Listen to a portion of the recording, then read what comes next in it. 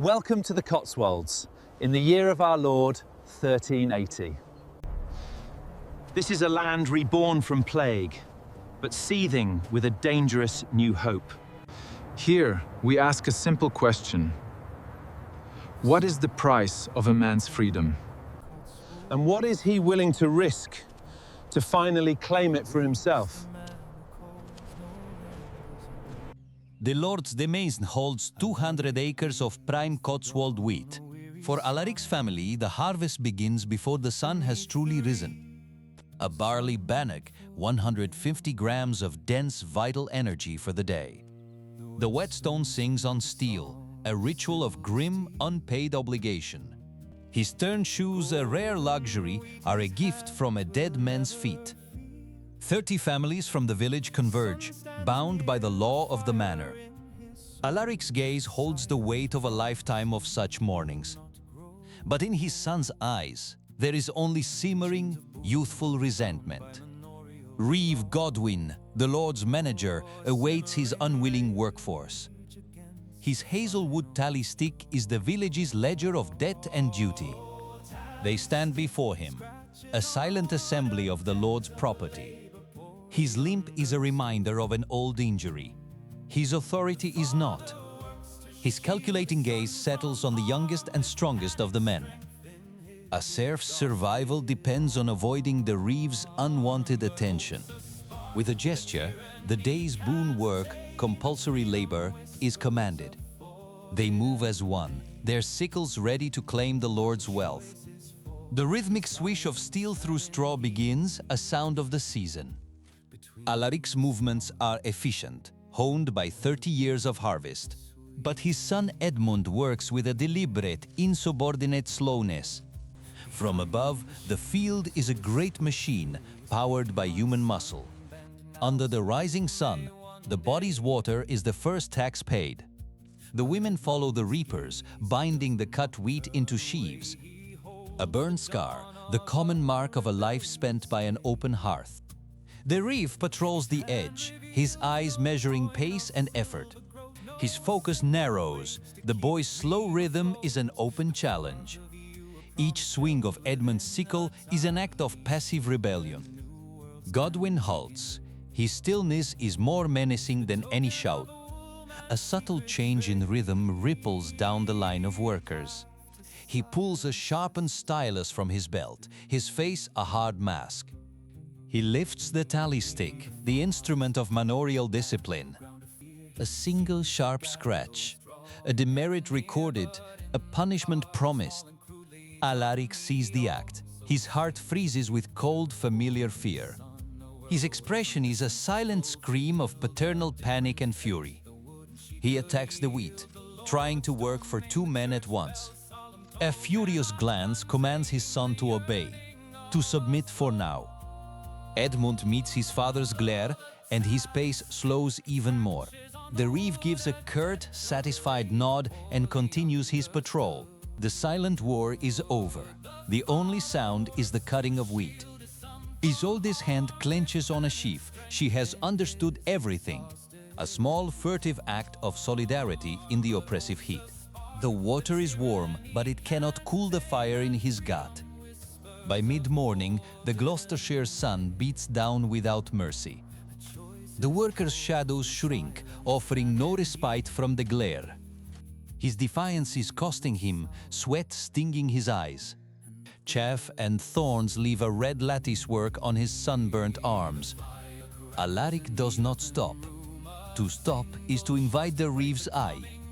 Isolde moves between them, a silent bearer of water and worry. She offers the flask, her gaze asking a question he cannot answer. They are specks of brown and gray against the Lord's golden field. A sparrow, free to fly, darts across the sea of wheat. Each perfect grain is wealth they can see, but never possess. He drinks, his defiant eyes locked on his father's bent back. Godwin observes from the shade of a lone oak tree, ever watchful. The iron keys at his belt signify his control over the manor stores. The scale of the field is designed to crush the spirit. Alaric finally lowers his sickle, signaling the midday pause. The workers collapse into small groups, seeking any patch of shade. A father shares his meager ration, a universal act of love. Isolde reveals a small hard piece of cheese, a rare treasure. But a wall of tension separates Alaric's family from the others. She divides it, the knife pausing over the unequal portions. She gives Alaric the largest piece. He refuses it with a shake. The reeve does not rest, instead walking towards the tithe barn. Edmund watches him, his hands clenching into fists at his sides. His knuckles are white with suppressed rage and frustration. Alaric notices his son's fury, a dangerous, explosive force. He pulls Edmund behind a stack of sheaves, away from prying eyes. His silent lecture is a storm of furious gestures and angry whispers. Edmund does not flinch, absorbing his father's fear and anger. His bright blue eyes hold a fierce, unshakable resolve. This silent argument isn't just about a day's work in a field. It's about the value of this. A silver groat worth 4 pence. The wage a free man could earn while a serf worked for nothing.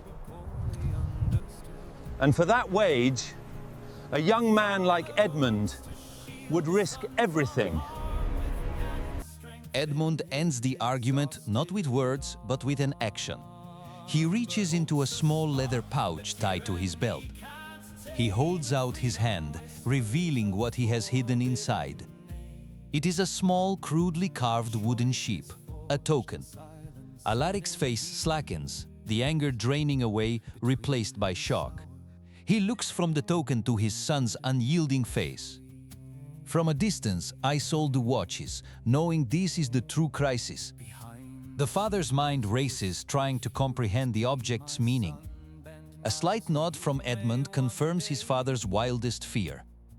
His hand, calloused from labor, trembles as he reaches for it. He snatches his hand back as if burned, looking around wildly. The other serfs are lost in their own exhaustion, paying no mind. His lips form a single silent word, Cirencester.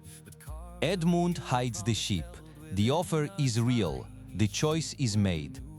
Isolde can bear the suspense no longer and starts towards them.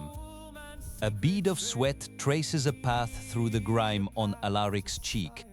The distant church bell tolls, signaling the end of the break.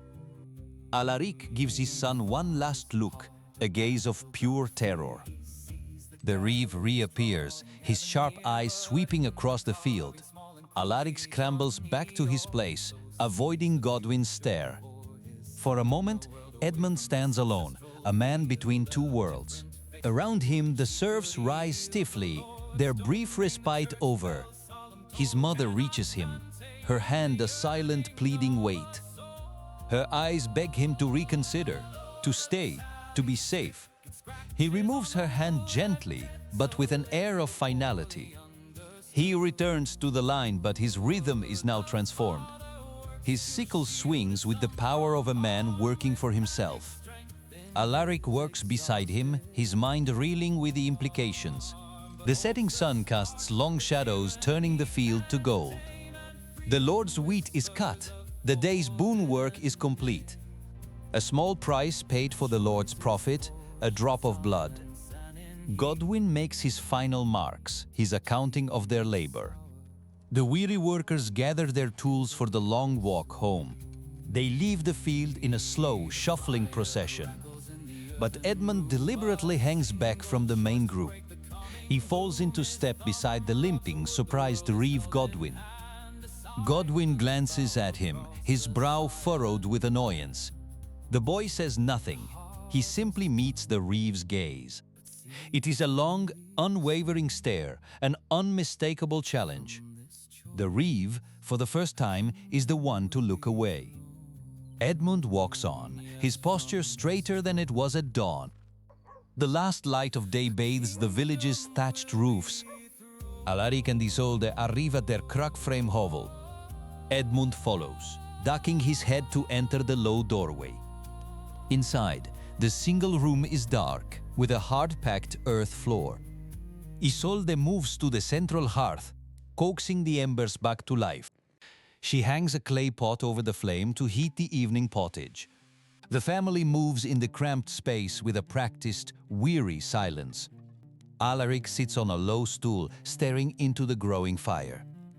Isolde ladles the thin barley and pea stew into 3 wooden bowls. She hands a bowl to her son, their eyes briefly meeting. Steam rises from the bowl as Edmund blows on the hot liquid. Alaric's own bowl remains untouched at his side. He watches Edmund, who eats with a calm, steady resolve. Alaric's hand slips inside his tunic, searching for something. He withdraws the small wooden sheep, concealing it in his palm. His thumb rubs the carved wood, over and over again. Isolde sits, her gaze shifting from her husband to her son. In Alaric's eyes, the anger is gone, replaced by agonizing conflict. The fire crackles, the only sound in the suffocating silence. Edmund places his empty bowl on the floor and looks at his father. Alaric looks up, fire and indecision reflected in his eyes. The future, a tiny wooden sheep, rests in his calloused hand. Here, in the firelight, a world is about to turn upside down. This harvest was meant to reinforce the old order of things. Instead, this harvest of discontent sowed the seeds of a great rebellion. And a family's choice would soon become the choice of a kingdom.